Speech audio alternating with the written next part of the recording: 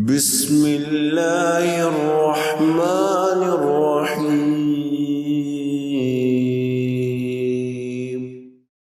نحمده ونصلي على رسوله الكريم اعوذ باللہ من الشیطان الرجیم بسم اللہ الرحمن الرحیم رب اشرح لي صدری ویسر لي امری واحلل عقدۃ من لسانی یفقہوا قولی۔ تمام تعریفیں اللہ رب العزت کے لیے ہیں کہ جس نے ہمیں ایمان جیسی اور ہدایت جیسی عظیم نعمتیں عطا کیں۔ اللہ رب العزت نے ہماری رہنمائی کے لیے حضور اکرم صلی اللہ علیہ وسلم کو مبعوث فرمایا، انہیں قرآن کریم عطا کیا اور انہیں حکمت اور دانائی سکھائی جو کہ حضور اکرم صلی اللہ علیہ وسلم نے اپنی امت کو سکھائی ہے۔ حضور اکرم صلی اللہ علیہ وسلم نے اپنی امت کو اس دنیا کے حوالے سے جو حقیقتیں سکھائی ہیں ان میں سے ایک یہ ہے کہ آپ صلی اللہ علیہ وسلم کا ارشاد ہے، اور یہ صحیح حدیث ہے، الدنیا سجن المؤمن و جنت الکافر، دنیا مومن کا قید خانہ ہے اور کافر کی جنت ہے۔ یہ صحیح حدیث ہے اور سنت کی جتنی بھی کتابیں ہیں ان میں ثابت ہے۔ اسے امام مسلم نے اپنی صحیح میں بیان کیا ہے، حضرت ابو ہریرہ رضی اللہ تعالیٰ عنہ اس کو روایت کرتے ہیں۔ امام احمد نے اپنی مسند میں اس کو بیان کیا ہے، ترمذی نے اپنی جامع میں اس کو بیان کیا ہے، اور ابن ماجہ نے اپنی سنن میں اس کا اسی طرح سے ذکر کیا ہے۔ حضور اکرم صلی اللہ علیہ وسلم کا یہ فرمانا کہ دنیا مومن کا قید خانہ ہے اور کافر کی جنت ہے، علماء کرام کا یہ کہنا ہے کہ اس سے مراد دراصل یہ ہے کہ آپ صلی اللہ علیہ وسلم نے مومن یعنی صاحب ایمان اور کافر کا جو اس دنیا میں سٹیٹس ہے، جو مقام ہے، وہ بیان فرما دیا ہے۔ اور جب ہم کافر اور مومن کا مقام اس دنیا میں اپنے سامنے رکھتے ہیں اور پھر اس کو کمپیئر کرتے ہیں اس سٹیٹس کے ساتھ یا اس مقام کے ساتھ جو آخرت کی زندگی میں ایک صاحب ایمان کو عطا ہونا ہے اور جو آخرت کی زندگی میں ایک کافر کو عطا ہونا ہے، تو صاحب ایمان کے لیے آخرت کی زندگی میں انتہائی شاندار نعمتیں اللہ رب العزت نے تیار کر رکھی ہیں، اور ان نعمتوں کا سلسلہ کبھی منقطع نہیں ہوگا۔ تو جب ہم آخرت کی زندگی جو کہ ایک صاحب ایمان کو عطا ہوگی اس پر ایک نظر ڈالتے ہیں اور اس کو دنیا کی زندگی سے کمپیئر کرتے ہیں، تو ہم دیکھتے ہیں کہ دنیا کی زندگی ایک صاحب ایمان کے لیے قید خانہ ہے۔ اور پھر اسی طرح سے جب ہم دیکھتے ہیں کہ کافر اس دنیا کی زندگی کو اپنی مرضی سے گزارتا ہے، وہ کسی اللہ رب العزت کی عائد کردہ حدود اور قیود اور پابندیوں کا پابند نہیں ہے، اور پھر اس کے مقابلے میں جب وہ آخرت کی طرف انتقال کر جائے گا تو آخرت کی زندگی میں چونکہ اس نے اللہ رب العزت کا کفر کیا ہے، اللہ رب العزت کو تسلیم کرنے سے انکار کر دیا، اللہ تعالیٰ کے احکامات کو ماننے سے انکار کر دیا، لہٰذا آخرت کی زندگی میں اب وہ بدترین عذاب کی طرف لوٹ جائے گا، اور یہ وہ بدترین عذاب ہے کہ جس کا سلسلہ کبھی منقطع نہیں ہوگا۔ تو اس لحاظ سے دیکھیں کہ کافر دنیا کی زندگی پھر بھی بہت بہتر حال میں گزار رہا ہے،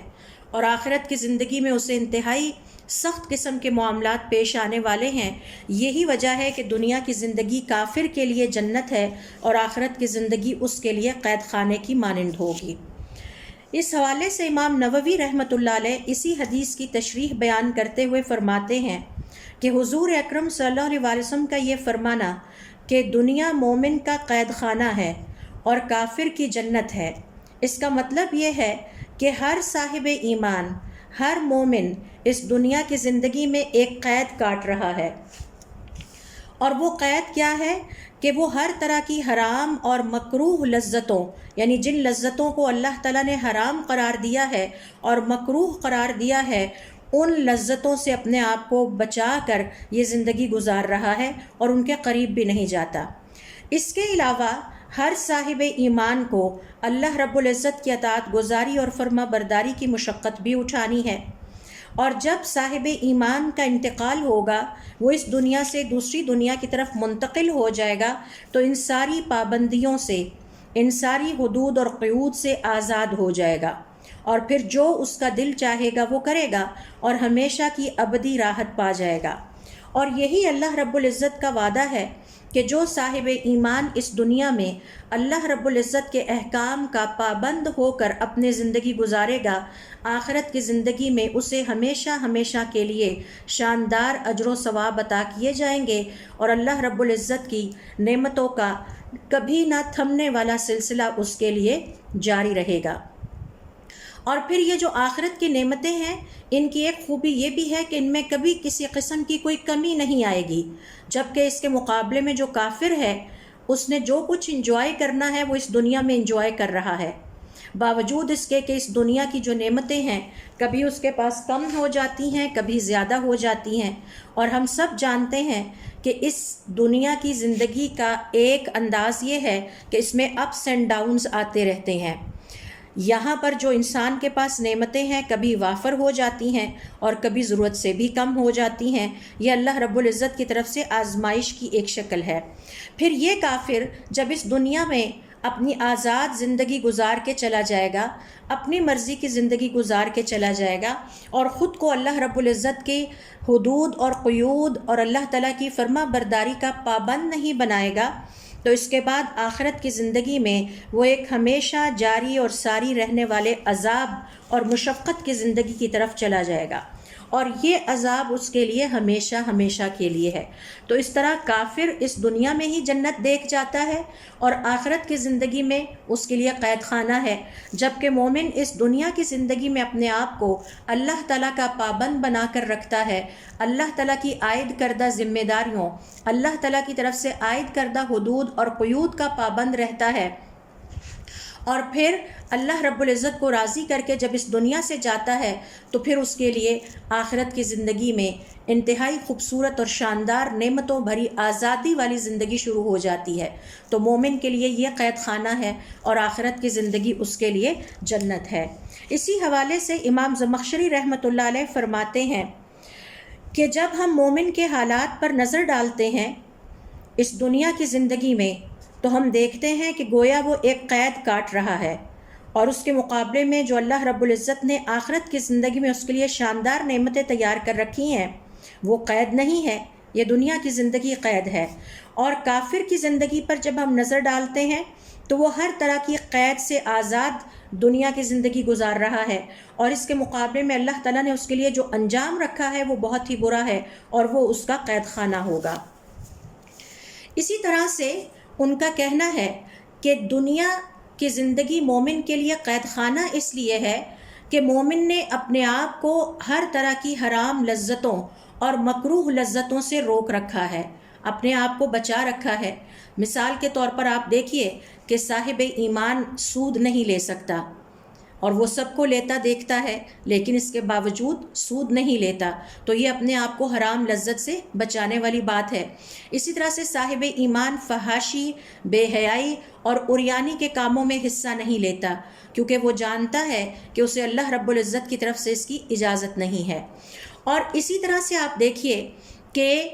وہ فجر کی نماز کے لیے اپنی نیند کو قربان کر کے اٹھتا ہے،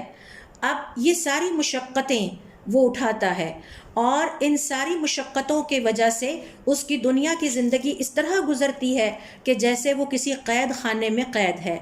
اور اس کے مقابلے میں اگر ہم ایک کافر کو دیکھتے ہیں تو وہ بالکل آزاد ہے، حلال حرام کی اس کے ہاں کوئی تمیز نہیں ہے، وہ کبھی بھی زندگی میں یہ نہیں سوچتا کہ کیا کام کرنا میرے لیے جائز ہے اور کیا ناجائز ہے، بلکہ وہ اپنے نفس کو خوش کرنے والا ہوتا ہے، اپنی مرضی سے زندگی گزارتا ہے، تو گویا دنیا کی زندگی ہی اس کے لیے جنت ہے۔ اس کے بعد جب وہ آخرت کی زندگی میں جائے گا اس کے پاس یہ ساری پریولیجز، یہ ساری سہولیات نہیں ہوں گی۔ اس حدیث کا جب ہم مطالعہ کرتے ہیں اور اس کی تشریح کو سمجھنے کی کوشش کرتے ہیں تو ہم دیکھتے ہیں کہ یہ حدیث دراصل ہمیں ترغیب دیتی ہے ایک مسلمان کو، صاحب ایمان کو، کہ اس کا کام یہ نہیں ہے، اس کی دنیا کی زندگی کا یہ مقصد نہیں ہے کہ وہ اپنے آپ کو دنیا کی لذتوں اور دنیا کی خوبصورتیوں میں اتنا مگن کر لے کہ اپنی زندگی کے بنیادی، جسے ہم کہتے ہیں کہ آبجیکٹو یا بنیادی ہدف سے ہی وہ پیچھے ہٹ جائے، اپنی زندگی کے بنیادی مقصد ہی کو ترک کر دے یا اسے بھول جائے، اور اسے اس دنیا کی زندگی میں بھیجا ہی اس بنیادی مقصد کو، اس بیسک آبجیکٹو کو اچیو کرنے کے لیے بھیجا گیا تھا۔ اور وہ کیا ہے؟ اللہ رب العزت کی عبادت۔ اس حوالے سے دیکھیے سورۃ الذاریات کی آیت نمبر 56، جس میں اللہ رب العزت کا ارشاد ہے وَمَا خَلَقْتُ الْجِنَّ وَالْإِنسَ إِلَّا لِيَعْبُدُونَ، اور میں نے جن و انس کو صرف اور صرف ایک ہی کام کے لیے، ایک ہی مقصد کے لیے پیدا کیا کہ یہ عبادت کریں۔ لہٰذا جب آپ گھر سے نکلتے ہوئے دعا پڑھ کے نکلتے ہیں تو آپ حالت عبادت میں ہیں، گھر میں داخل ہوتے ہوئے دعا پڑھ کے داخل ہوتے ہیں تو حالت عبادت میں ہیں، لباس تبدیل کرتے ہوئے دعا پڑھتے ہیں تو اللہ رب العزت کی عبادت کرتے ہیں، کھانا کھاتے ہوئے بسم اللہ الرحمن الرحیم سے کھانے کا آغاز کرتے ہیں تو آپ حالت عبادت میں ہوتے ہیں۔ تو یہ اللہ رب العزت کی عبادت دراصل صاحب ایمان کی زندگی کا مقصد ہے۔ صاحب ایمان کی زندگی کا یہ مقصد قطعاً نہیں ہے کہ وہ دنیا کی لذتوں میں کھو جائے، ان کے پیچھے اتنا پڑ جائے، انہیں اتنا اکٹھا کرنے کی کوشش کرے کہ جس مقصد کے لیے اسے دنیا کی زندگی میں بھیجا گیا تھا وہ اسے بھلا ہی دے۔ لہٰذا مومن اپنے ایمان کے قید خانے میں قید ہے، اور یہ وہ قید خانہ ہے جو اسے سمجھاتا رہتا ہے، اسے بتاتا رہتا ہے کہ حلال کیا ہے اور حرام کیا ہے، کون سی چیزیں اللہ رب العزت کو پسند ہیں اور کون سے عمل اللہ تعالیٰ کو پسند نہیں ہیں۔ اسی طرح سے اس کا ایمان اسے اس بات کی ترغیب دیتا ہے کہ وہ اپنے وقت کو ضائع کرنے کی بجائے زیادہ سے زیادہ اللہ رب العزت کو راضی کرنے کے لیے نیک عمل کر لے، کیونکہ اس کے یہ نیک عمل اسے دنیا کی زندگی میں بھی فائدہ پہنچائیں گے اور آخرت کی زندگی میں بھی فائدہ پہنچائیں گے۔ اسی حدیث کی تشریح کے حوالے سے ابن القیم رحمۃ اللہ علیہ فرماتے ہیں، حضور اکرم صلی اللہ علیہ وسلم کا فرمانا الدنیا سجن المؤمن، کہ یہ دنیا مومن کا قید خانہ ہے، اس میں دو باتیں یا دو تفسیریں پائی جاتی ہیں۔ پہلی تفسیر یہ ہے کہ مومن نے اپنے ایمان کو قید کر رکھا ہے اور اپنے ایمان کو بچانے کے لیے ہر طرح کی حرام لذتوں، اللہ تعالیٰ کی نافرمانیوں اور مکروہ لذتوں سے روک رکھا ہے، جبکہ اس کے مقابلے میں کافر ایبسولوٹلی فری ہے۔ ایبسولوٹلی فری کا مطلب یہ ہے کہ وہ مکمل آزاد ہے، اس پر کوئی پابندی نہیں ہے، وہ اپنی مرضی کی زندگی گزار رہا ہے، اپنی چاہت اور اپنی خواہش کے مطابق اپنی زندگی گزار رہا ہے، جبکہ مومن اللہ کی خواہش کے مطابق زندگی گزارتا ہے۔ یہ دراصل اس کے ایمان کا قید خانہ ہے۔ دوسری تفسیر وہ کہتے ہیں کہ اس کی یہ ہے کہ اگر ہم دونوں کے انجام پر نظر ڈالیں تو ہم دیکھیں گے کہ اگرچہ مومن اس دنیا میں انتہائی عیش و عشرت والی زندگی ہی کیوں نہ گزار لے، اس کے باوجود یہ دنیا کی زندگی اس کے لیے قید خانہ ہے۔ اور کافر کا معاملہ اس کے برعکس ہے، اگر وہ اس دنیا کی زندگی کو جتنا مرضی انجوائے کر لے، آخر کار ایک بہت بڑی ہمیشہ رہنے والی بدقسمتی کافر کا انتظار کر رہی ہے، اور یہ وہ آگ ہے جو اللہ رب العزت نے اس کے لیے بھڑکا رکھی ہے۔ تو ظاہر ہے کہ جب ہم انجام کے اعتبار سے ایک ایسے مومن کا انجام دیکھتے ہیں جس نے دنیا کی زندگی انتہائی عیش و عشرت میں گزاری، یعنی اس کے پاس اللہ تعالیٰ کی نعمتیں خوب تھیں، اس کے باوجود وہ نیک انسان تھا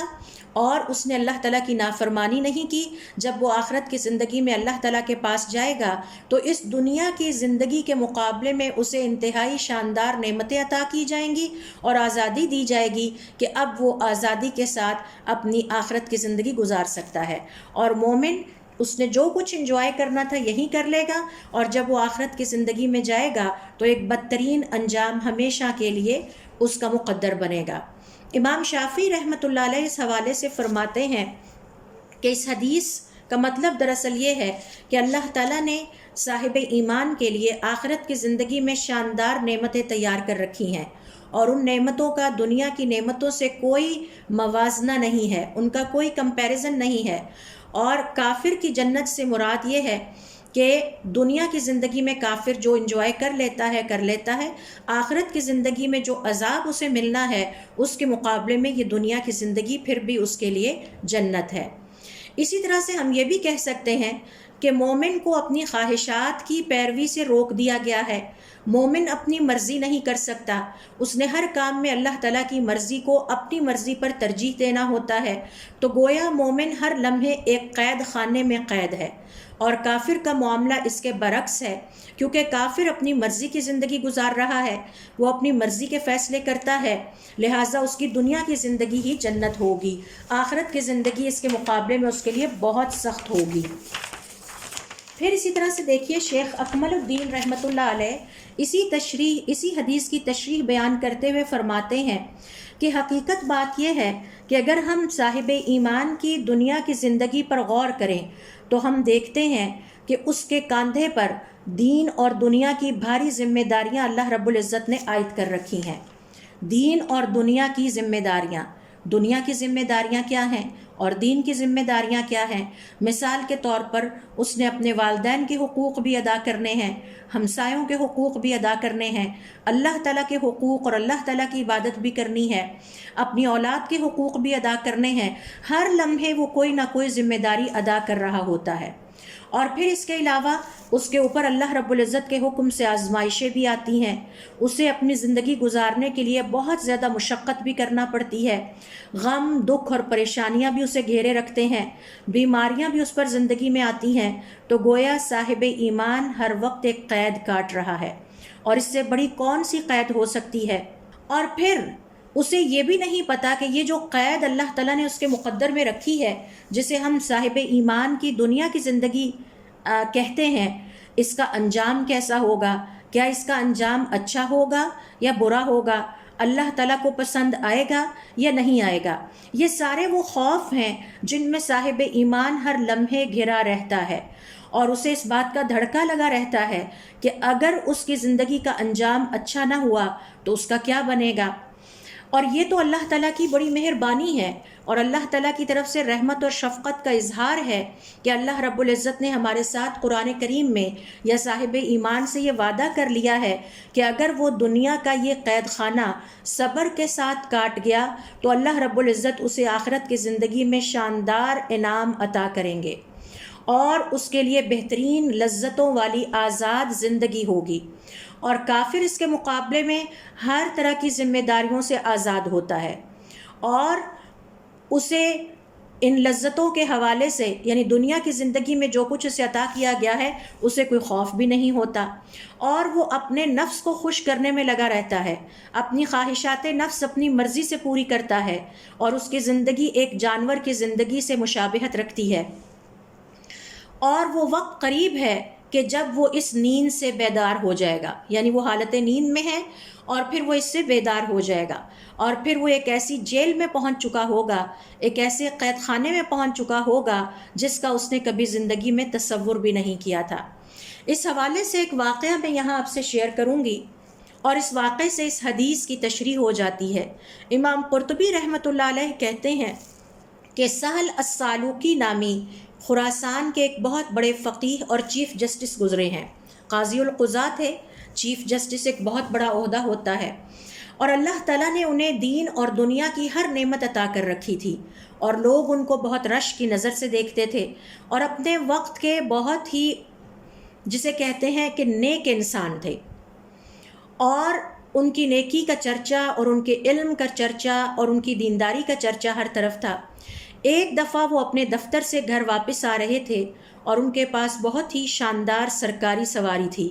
اور انہوں نے بہت ہی شاندار سرکاری لباس زیب تن کر رکھا تھا، اور ان کی سواری کے آگے پیچھے جو سرکاری پروٹوکول ہوتا ہے وہ بھی سب کچھ موجود تھا۔ راستے سے گزر رہے تھے تو ان پر ایک یہودی کا گزر ہوا جو کہ ایک مزدور تھا، اور اس نے میلے کچیلے پھٹے سے کپڑے پہن رکھے تھے، اور اس سے بو بھی آ رہی تھی۔ اس نے ان فقیہ کو روکا اور کہا کہ میں آپ سے ایک سوال کرنا چاہتا ہوں۔ آپ لوگ یہ کہتے ہیں کہ آپ کے نبی کا یہ ارشاد ہے کہ یہ دنیا مومن کا قید خانہ ہے اور کافر کی جنت ہے، تو آپ دیکھیے کہ میں کافر ہوں اور میرے حالات اس وقت دیکھیے، اور ذرا آپ اپنے حالات دیکھیے، اس وقت تو لگ یوں رہا ہے کہ جنت میں آپ ہیں اور میں کسی قید خانے میں ہوں، تو آپ کی اس بارے میں کیا رائے ہے؟ انہوں نے یہودی کو جواب دیا، کل جب تم اللہ رب العزت کے عذاب کی طرف پلٹو گے تو تمہیں دنیا کی یہ زندگی بھی جنت ہی لگے گی، اور جب کل کو میں اللہ رب العزت کی نعمتوں کی طرف لوٹ جاؤں گا اور اللہ رب العزت اپنی رضا مجھے عطا کریں گے تو مجھے یہ دنیا کی زندگی کے مقابلے میں آخرت کی زندگی کی جو نعمتیں ہیں وہ اتنی شاندار ہوں گی کہ دنیا کی زندگی مجھے قید خانہ محسوس ہوگی۔ وہ یہودی آپ کے اس جواب سے بہت متاثر ہوا اور اس نے اسلام قبول کر لیا۔ بعض لوگ یہ بھی سمجھتے ہیں کہ یہ حدیث دراصل دنیا کی مذمت بیان کرتی ہے، اور قرآن کریم میں ایسی بہت ساری آیتیں بھی ہیں کہ جو شاید دنیا کی مذمت کو بیان کرتی ہیں اور ہمیں یہ سبق دیتی ہیں کہ ہم اس دنیا کے حوالے سے کم اکٹھا کریں اور اس سے منہ موڑ لیں۔ مثال کے طور پر میں ایک آیت یہاں پر آپ کے سامنے کوٹ کروں گی، یہ ہے سورۃ الاعلیٰ کی آیت نمبر 16 اور 17، جس میں اللہ رب العزت کا ارشاد ہے بل تؤثرون الحیات الدنیا، مگر تم تو دنیا کی زندگی کو ترجیح دیتے ہو، والآخرۃ خیر وابقیٰ، حالانکہ آخرت کی زندگی زیادہ بہتر ہے اور ہمیشہ باقی رہنے والی ہے۔ پھر اسی طرح سے ایک اور حدیث میں آپ کے سامنے مثال کے طور پر کوٹ کرتی ہوں، جسے بعض لوگ یہ سمجھ کے کوٹ کیا کرتے ہیں کہ اس میں دنیا کی مذمت بیان کی گئی ہے، اور یہ ابو ہریرہ رضی اللہ تعالیٰ عنہ روایت کرتے ہیں کہ میں نے حضور اکرم صلی اللہ علیہ وسلم کو فرماتے ہوئے سنا کہ بے شک یہ دنیا ملعون ہے اور اس میں جو کچھ بھی ہے سوائے اللہ کے ذکر کے اور جس نے اللہ سے دوستی کر لی، یا جو عالم ہے علم سکھانے والا ہے یا علم سیکھنے والا ہے۔ اس حوالے سے ابن الجوزی رحمۃ اللہ علیہ فرماتے ہیں کہ اکثر لوگوں نے جب اس حدیث کو سنا اور قرآن کریم کی چند آیات کو سامنے رکھا تو وہ یہ سمجھے کہ گویا اللہ تعالیٰ نے اور حضور اکرم صلی اللہ علیہ وسلم نے اس دنیا کی مذمت کی ہے، اور انہوں نے قطعاً یہ سمجھنے کی کوشش نہیں کی کہ یہاں پر مذمت یا مذموم کون سی چیز ہے، اور اس غلط فہمی میں وہ یہ سمجھے کہ آپ صلی اللہ علیہ وسلم نے اس حدیث میں اس حقیقت کی طرف اشارہ کیا ہے کہ اللہ تعالیٰ نے اس دنیا کی زندگی میں انسانوں کو نفع پہنچانے والی جتنی بھی چیزیں انسانوں کو نفع پہنچانے والی پیدا کی ہیں، مثال کے طور پر خوراک ہے یا اس کے پینے کے لیے ہے، تو ان لوگوں نے جو کہ اس حدیث کو دنیا کی مذمت سمجھتے تھے، انہوں نے ان اللہ تعالیٰ کی نعمتوں سے، حلال کردہ نعمتوں سے، جائز نعمتوں سے منہ موڑ لیا اور سمجھا کہ شاید اس طرح سے وہ اس دنیا سے اپنے آپ کو بچائیں گے اور اللہ کو راضی کر لیں گے، لیکن اس کا نتیجہ یہ نکلا کہ انہوں نے اپنے نفس کو ہلاک کر دیا۔ اور ہم سب جانتے ہیں کہ اللہ تعالیٰ نے انسانی نفس میں اس بات کا شوق رکھا ہے، اس بات کی طلب رکھی ہے کہ جو چیز انسانی نفس کو فائدہ پہنچاتی ہے اس کے لیے نفس شوق رکھتا ہے، اور مثال کے طور پر کھانے کی طلب ہمارے نفس کے اندر ہے، لہٰذا ہمیں کھانا کھانا چاہیے تاکہ ہمارا نفس عبادت کر سکے، اللہ رب العزت کی فرما برداری کر سکے۔ لیکن یہ لوگ جنہوں نے اس حدیث سے یہ مطلب سمجھا کہ شاید حضور اکرم صلی اللہ علیہ وسلم نے دنیا اور اس کی نعمتوں کی مذمت کی ہے، حلال نعمتوں کی، جائز نعمتوں کی، تو انہوں نے اپنے نفس کو ان نعمتوں سے روک دیا اور اس طرح نفس کے حقوق ادا نہیں کیے، اور یہ سو کالڈ صوفی ازم یا زاہد ہیں جو سمجھتے ہیں کہ ہم دین کے راستے پر چل رہے ہیں اور ان کو ہم راہب بھی کہہ سکتے ہیں۔ حالانکہ ہمیں یہ پتہ ہونا چاہیے کہ اللہ تعالیٰ نے اس زمین کو اس لیے پیدا کیا کہ ہم اس پر رہیں، اور اس میں جو نعمتیں ہمارے لیے رکھی ہیں اس میں حدود مقرر کر دی ہیں، ہمارے لیے حرام اور حلال کی پابندیاں عائد کر دی ہیں، لہٰذا حلال لباس ہمیں اپنے نفس کو دینا ہے، حلال خوراک ہمیں اپنے نفس کو دینی ہے، جو حرام چیزیں ہیں ان سے ہم نے اپنے آپ کو بچانا ہے، نکاح حلال طریقے میں اللہ رب العزت نے ہمارے لیے رکھا ہے وہ ہمیں کرنا چاہیے، اور پھر اللہ تعالیٰ نے اس میں ہمارے لیے بہت سارے خزانے رکھ دیے ہیں، کیونکہ یہ سب انسان کی ضرورت ہے، اور ایک مسلمان کی اس لیے ضرورت ہے کہ مسلمان کا بدن مضبوط ہوگا، اس کا جسم مضبوط ہوگا تو وہ اللہ رب العزت کی عبادت کر سکے گا، اللہ رب العزت کی اطاعت گزاری اور فرما برداری کر سکے گا۔ اور اس کی مثال ایسے ہی ہے کہ جیسے کسی مسافر کے پاس اس کا اونٹ ہو، لہٰذا جس کسی نے بھی اس دنیا سے اتنا حصہ لیا کہ جس سے وہ اپنے نفس کی اصلاح کر سکے اور جس مقصد کے لیے اسے دنیا کی زندگی میں بھیجا گیا تھا وہ مقصد پورا کر سکے، یعنی عبادت کر سکے، تو دنیا کو اس قدر یعنی بقدر ضرورت حاصل کرنا اور اس کی جائز نعمتوں سے فائدہ اٹھانا اس کی مذمت نہیں کی گئی۔ ہاں، جو حلال میں بھی ضرورت سے زیادہ فائدہ اٹھاتا ہے تو گویا وہ اپنے نفس کے لیے شر کا بندوبست کرتا ہے، اور یہ اسراف ہے، اور اس سے اللہ تعالیٰ نے روکا ہے اور اس کی مذمت کی گئی ہے۔ لہٰذا یہاں دنیا کی مذمت نہیں کی گئی، بلکہ ضرورت سے زیادہ دنیا کے اوپر جھک جانا اور ضرورت سے زیادہ دنیا کو اکٹھا کرنے کی مذمت بیان کی گئی ہے، کیونکہ اس کے نتیجے میں مسلمان اپنی زندگی کے اصل مقصد سے دور ہو جاتا ہے اور دوسرے کاموں میں لگ جاتا ہے۔ اور اس کی مثال ایسے ہی ہے کہ جیسے کوئی مسافر اپنے قافلے کے ساتھ کسی جگہ پہ تھوڑی دیر کے لیے رکا اور پھر وہ اپنی اونٹ کو چارہ ڈالنے لگ گیا اور اس کے لیے پانی ڈالنے لگ گیا اور اس کے کپڑے بدلنے لگ گیا، اور پھر وہ بھول گیا، اس نے توجہ ہی نہ دی کہ اس کے قافلے والے ساتھی کس وقت وہاں سے چلے گئے۔ اب وہ اپنے جانور کے ساتھ اس جنگل میں تنہا رہ گیا اور اس جنگل کے درندوں نے اس پر حملہ کیا، اس کو اور اس کے اونٹ کو کھا گئے۔ تو یہ مثال ہے اس انسان کی کہ جو مسلمان ہے اور اپنی زندگی کے اصل مقصد کو نظر انداز کیے ہوئے ہے، اور وہ اصل مقصد تھا اللہ تعالیٰ کی عبادت، اور اس کا سارا وقت دنیا کمانے میں اور دنیا جوڑنے میں اور دنیا گننے میں اور دنیا کو اکٹھا کرنے میں گزرتا چلا جا رہا ہے۔ ایک مسلمان کے پاس اس بات کی بھی کوئی گنجائش نہیں کہ وہ دنیا سے حلال حصہ نہ سمیٹے، اور اس بات کی بھی کوئی گنجائش نہیں کہ ضرورت سے زیادہ ہی سمیٹنے میں لگ جائے اور پھر اپنی زندگی کا اصل مقصد بھولتا چلا جائے۔ اس حوالے سے ہمارے بعض صالحین کہا کرتے تھے، جب ہمیں مل جاتا ہے تو ہم مردوں کی طرح کھاتے ہیں، اور جب ہمیں نہیں ملتا تو ہم مردوں کی طرح صبر کرتے ہیں۔ لہٰذا ہر مسلمان سے توقع کی جاتی ہے کہ وہ دنیا کی زندگی کو اللہ تعالیٰ کے حکم کے مطابق اور اللہ تعالیٰ کے عائد کردہ پابندیوں کے مطابق گزارے گا۔ لہٰذا اسے چاہیے کہ اپنی دنیا کی زندگی کو نیک عمل میں گزارے، ہر لمحے کوئی نہ کوئی نیک عمل کرتا رہے اور زیادہ سے زیادہ نیک عمل کرے تاکہ وہ اللہ رب العزت کا تقرب حاصل کر سکے، اور اسی طرح سے ایک مومن کو اللہ تعالیٰ کی طرف سے جنت مل سکتی ہے، دنیا اور آخرت کی کامیابیاں مل سکتی ہیں۔ اور یہ جو دنیا کا ساز و سامان ہے، یہ اللہ تعالیٰ نے مجھے اور آپ کو اس لیے عطا کیا ہے کہ ہم اس کو استعمال میں لا کر اپنی آخرت کی تعمیر کر سکیں۔ میں ضرورت کے مطابق کھاؤں اور اتنا کھاؤں کہ جس سے میں اللہ تعالیٰ کی عبادت آسانی سے کر سکوں، نیک عمل آسانی سے کر سکوں۔ اور اس حوالے سے دیکھیے سورۃ الملک کی آیت نمبر 15 میں اللہ رب العزت کا ارشاد ہے، فَامْشُوا فِي مَنَاكِبِهَا وَكُلُوا مِن رِزْقِهِ وَإِلَيْهِ النُّشُورُ، اس زمین میں چلو پھرو اور اس کے رزق سے کھاؤ اور پھر تمہیں اسی کی طرف پلٹ کر جانا ہے۔ لہٰذا مسلمان اس حدیث کے مطابق قطعاً اسے دنیا کی تمام نعمتوں سے روکا نہیں گیا، بلکہ اس حدیث کا مطلب یہ ہے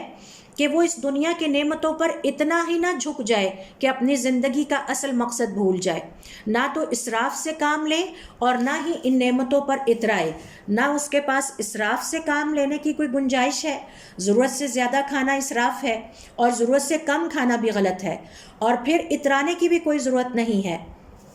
اور اس حوالے سے دیکھیے سورۃ الاعراف کی آیت نمبر 31 میں اللہ رب العزت کا ارشاد ہے، وَكُلُوا وَاشْرَبُوا وَلَا تُسْرِفُوا إِنَّهُ لَا يُحِبُّ الْمُسْرِفِينَ، اے صاحب ایمان، اے ایمان والو، کھاؤ اور پیو لیکن اسراف نہ کرو، کیونکہ اللہ رب العزت اسراف کرنے والوں سے محبت نہیں رکھتا۔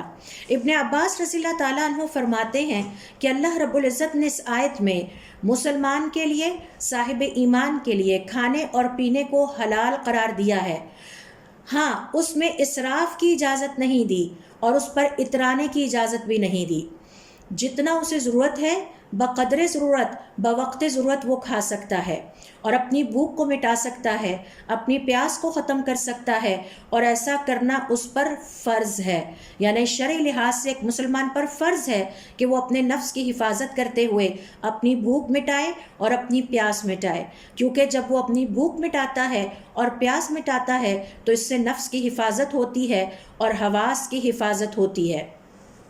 یہی وجہ ہے کہ ہماری شریعت نے ہمیں مسلسل سارا سال روزے رکھنے سے روکا ہے، کیونکہ اس سے انسانی نفس کمزور ہونے لگتا ہے، انسانی نفس مرنے لگتا ہے، عبادت کی ہمت اور طاقت نہیں رہتی۔ یہی وجہ ہے کہ ہماری شریعت نے بھی اس سے روکا ہے اور ہماری عقل بھی ہمیں اس بات سے روکتی ہے۔ لیکن جو شخص اپنی ضرورت کے مطابق دنیا کی نعمتوں سے فائدہ اٹھاتا ہے، یہ بہت ہی پسندیدہ بات ہے، اور اس حوالے سے وہ اللہ رب العزت کی عبادت کر رہا ہوتا ہے، کیونکہ وہ اپنے نفس کو کمزوری سے بچاتا ہے اور اللہ رب العزت کی عبادت کی طاقت پاتا ہے، اور اس طرح اسے زیادہ ثواب اللہ تعالیٰ کی طرف سے ملتا ہے۔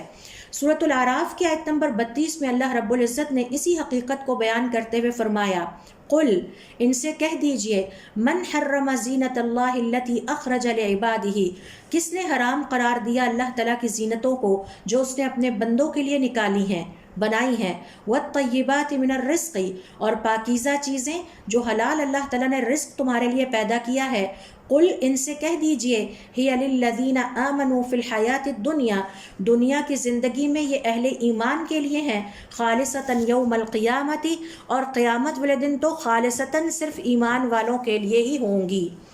آخرت کی زندگی میں یہ نعمتیں ایمان والوں کو میسر آئیں گی، کافروں کو یہ نعمتیں میسر نہیں ہوں گی۔ اس حوالے سے اس آیت کی تشریح بیان کرتے ہوئے علماء کرام یہ کہتے ہیں کہ قیامت والے دن یا آخرت کی زندگی میں مومنوں کو جو نعمتیں عطا کی جائیں گی ان میں کبھی بھی کمی نہیں آئے گی۔ دنیا کی زندگی میں تو یہ ہوتا ہے نا کہ کبھی ہمارے پاس ان نعمتوں میں ہمارے پاس وافر ہو جاتی ہیں، کبھی کم ہو جاتی ہیں، تو آخرت کی زندگی میں یہ مسلسل چلیں گی، ان کا سلسلہ کبھی منقطع نہیں ہوگا، اور نہ ہی مومنوں کو ان نعمتوں کے حوالے سے کوئی غم ہوگا، جبکہ دنیا کی زندگی میں کمی بیشی ہوتی رہتی ہے، اپس اینڈ ڈاؤنز آتے رہتے ہیں، کبھی صحت کی حالت ہوتی ہے تو کبھی بیماری آ جاتی ہے۔ اور اس حوالے سے ہم دیکھتے ہیں کہ دنیا کی زندگی میں مومن اور جو مومن نہیں ہے دونوں ہی دنیا کی لذتوں میں اس حوالے سے ایک جیسے ہیں، لیکن آخرت کی زندگی میں فرق ہے۔ اور دنیا کی زندگی میں فرق یہ ہے کہ مومن اللہ رب العزت کے بتائے ہوئے فریم ورک کے اندر رہتے ہوئے حلال نعمتوں سے بقدر ضرورت فائدہ اٹھاتا ہے، اور اس کے اوپر یہ پابندی ہے حلال کے حوالے سے بھی کہ نہ اس نے ضرورت سے زیادہ لینا ہے، نہ ضرورت سے اس کو کم کرنا ہے۔ یہی وجہ ہے کہ دنیا کی زندگی مومن کے لیے قید خانہ ہے، حلال چیزوں سے مستفید ہوتے ہوئے بھی، جبکہ جو مومن نہیں ہے یعنی جو کافر ہے اس کو آزادی حاصل ہے، اس کا دل چاہے تو وہ کھاتا ہی رہے، دل چاہے تو پیتا ہی رہے، اس کے اوپر کسی قسم کی کوئی پابندی نہیں ہے۔ آخرت کی زندگی میں اسے یہ نعمتیں قطعاً نہیں ملیں گی، اور آخرت کی زندگی اس کے لیے قید خانہ ثابت ہوگی۔ اسی حوالے سے اسی حقیقت کی طرف اشارہ کرتے ہوئے اللہ رب العزت نے قرآن کریم میں قارون کی مثال ہمارے لیے بیان کی ہے۔ وَابْتَغِ فِي مَا آتَاكَ اللَّهُ الدَّارَ الْآخِرَةَ، تمہیں اللہ تعالیٰ نے دنیا کی زندگی میں جو نعمتیں عطا کی ہیں ان سے اپنی آخرت کی زندگی بنا لو۔ وَلَا تَنْسَ نَصِيبَكَ مِنَ الدُّنْيَا، اور دنیا کی زندگی میں جو تمہارا حصہ ہے اسے بھول نہ جانا۔ ابن عاشور رحمۃ اللہ علیہ اپنی تفسیر میں بیان کرتے ہیں کہ اس سے مراد یہ ہے کہ اے مسلمانوں، تم پر کوئی ملامت نہیں ہے کہ تم دنیا کی زندگی میں جو تمہارے لیے اللہ تعالیٰ نے حلال رزق یا حلال چیزوں کے حصے رکھے ہیں وہ ان کو لے لو،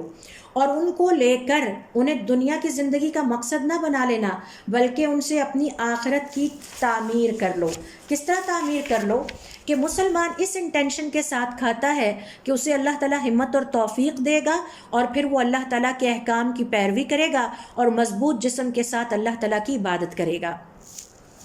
اسی طرح سے دنیا کی زندگی میں اللہ تعالیٰ نے ایک اور نعمت عطا کی ہے، اور وہ عمر ہے، تو وہ عمر ضائع کرنے کے لیے نہیں ہے، وہ اس لیے ہے کہ اگین ہم اس کو استعمال کرتے ہوئے بروئے کار لاتے ہوئے ہر لمحے اپنے آپ کو نیکی کے کام میں مصروف رکھیں تاکہ ہم اپنی آخرت بنا لیں۔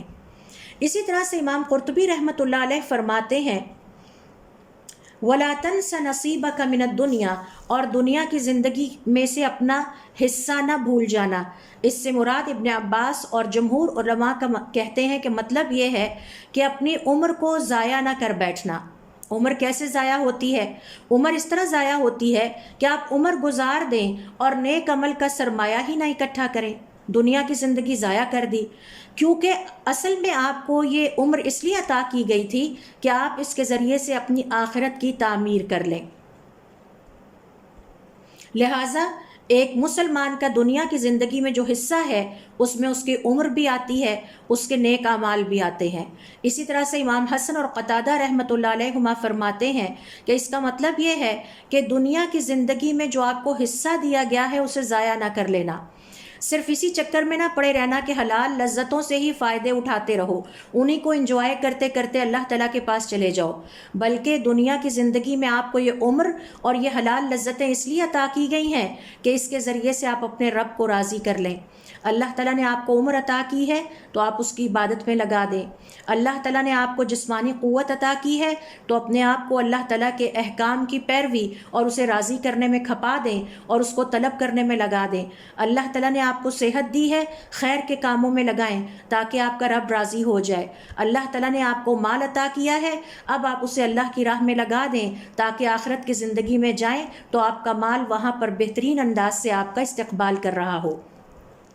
اس حوالے سے ابن عمر رضی اللہ تعالیٰ عنہما اپنے ایک قول میں فرماتے ہیں کہ اس دنیا میں اس طرح سے بیج لگاتے جاؤ، اس طرح سے رہو گویا تم نے ہمیشہ ادھر ہی رہنا ہے، اور آخرت کے لیے اس طرح عمل کرتے رہو گویا تم کل ہی یہاں سے چلے جاؤ گے۔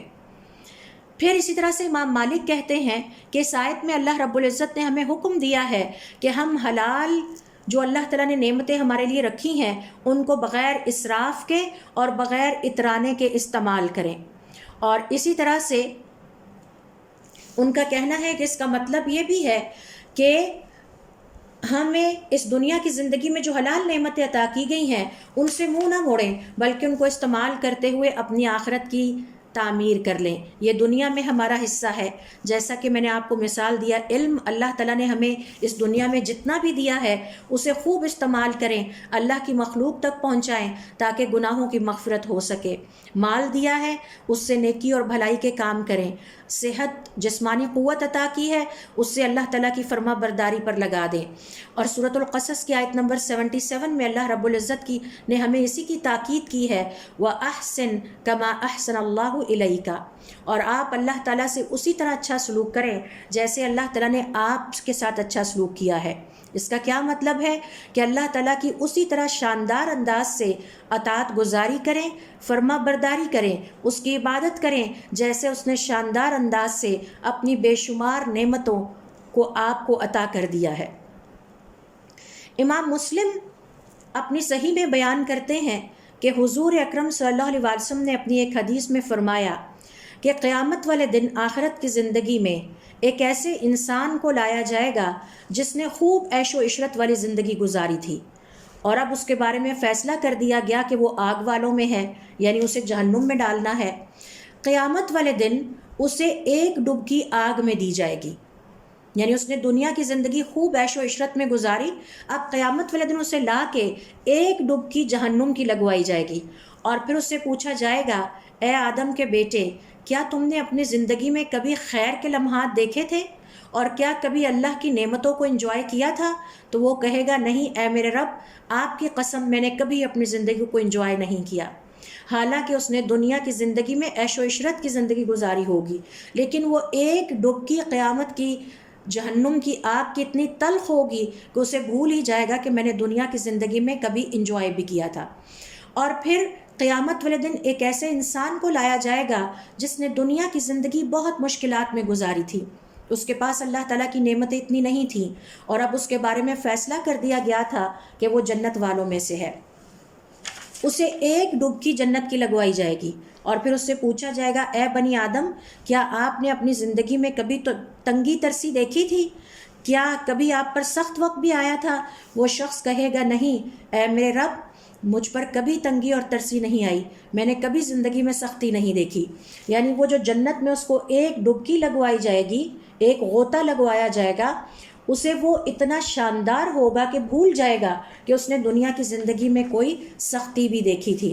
اس حدیث کا یہ بھی مطلب نہ سمجھ لیا جائے کہ وہی مومن، وہی صاحب ایمان بہتر اور افضل ہے جو کہ فقیر ہے اور وہی جنت میں داخل ہوگا۔ ایسا نہیں ہے، بلکہ ہر وہ صاحب ایمان جسے اللہ تعالیٰ نے دولت سے نوازا ہے اور وہ اللہ تعالیٰ کا شکر گزار بندہ ہے اور وہ اللہ کی راہ میں اپنے مال کو خرچ کرنے والا ہے اور حلال چیزوں پر خرچ کرتا ہے، اللہ تعالیٰ جہاں خوش ہوتے ہیں وہاں خرچ کرتا ہے اور حرام سے بچتا رہتا ہے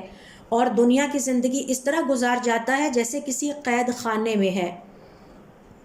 وہ بھی اللہ تعالیٰ کا نیک بندہ ہے اور اسے وہی ثواب ملے گا جو ایک تنگ دست صاحب ایمان کو دنیا کی زندگی میں صبر کرنے پر دیا جاتا ہے۔ تو دونوں کا انجام، دونوں کا ثواب برابر ہے۔ تو اس ساری بحث سے ہمیں پتہ چلا کہ حضور اکرم صلی اللہ علیہ وسلم کا یہ ارشاد فرمانا کہ دنیا مومن کا قید خانہ ہے اور کافر کی جنت ہے، اس کا کیا مطلب ہے؟ تو آئیے ہم آج کی ڈسکشن کو وائنڈ اپ کرتے ہوئے دیکھتے ہیں کہ ہم نے اس حدیث سے کیا سیکھا۔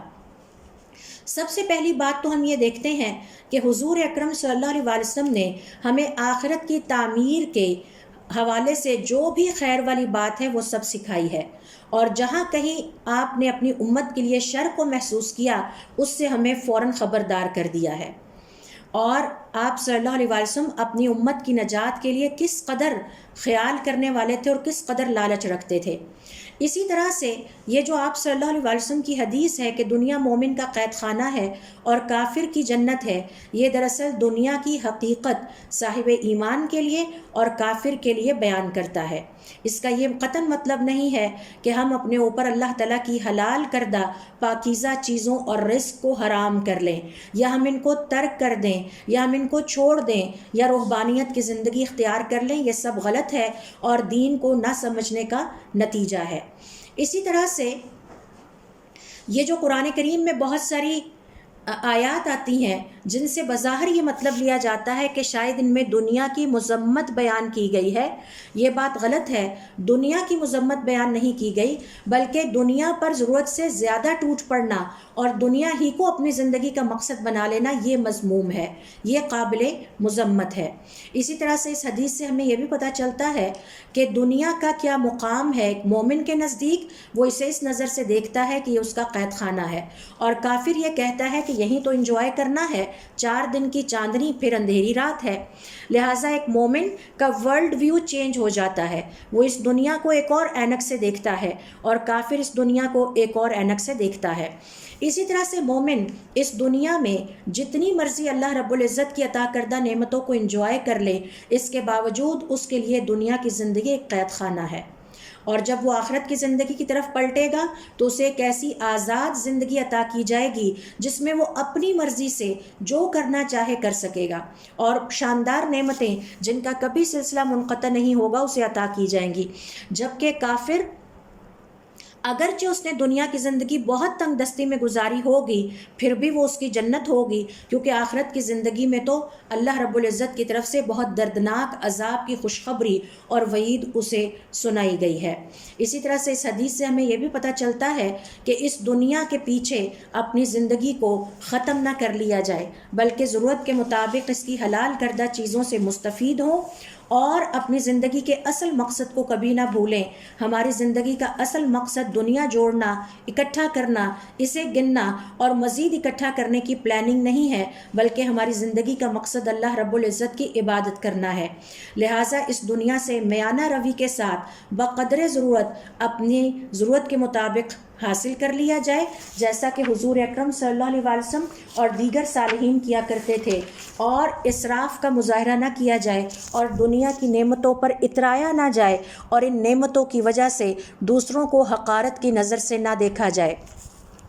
لہٰذا یہ ہیں وہ چند باتیں جو ہم حضور اکرم صلی اللہ علیہ وسلم کی اس حدیث سے سیکھتے ہیں۔ اللہ رب العزت سے دعا ہے کہ اللہ تعالی ہمیں دین کا علم سیکھنے کی توفیق عطا فرمائے، اس پر عمل کرنے کی توفیق عطا فرمائے، اور دین کے علم کو آگے شیئر کرنے اور عام کرنے کی توفیق عطا فرمائے۔ سبحانک اللہم و بحمدک، اشہد ان لا الہ الا انت، استغفرک و اتوب الیک۔